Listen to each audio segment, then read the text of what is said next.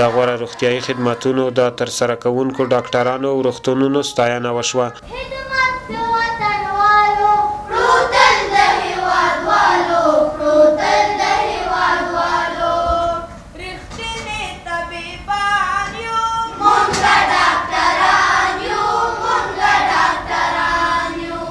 اصلا زه خپله نه زما شفاخانه عدیز ژانتون اوارډ وړی دی، نو زه د دې لپاره خوشحاله یم. ما د عدیز ژانتون په نمایندګۍ د خپل ټول سټاف او ټیم په نمایندګۍ اوارډ وړی دی، ما خپله شخصی نه دی وړی.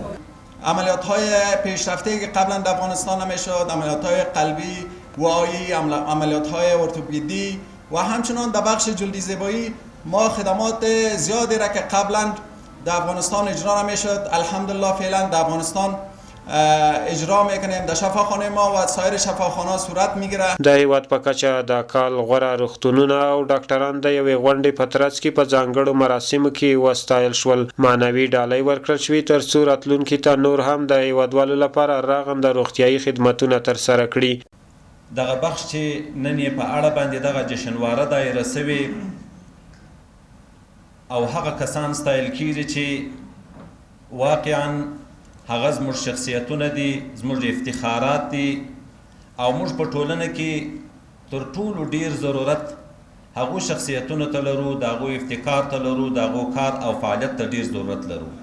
و اونایی که میگن حق زن در افغانستان نیست، اونا همش غلط است. ما امروز ماشاءالله خواهرای خود داریم، در هر سکتوری که ما شما میبینیم خواهرای خود داریم.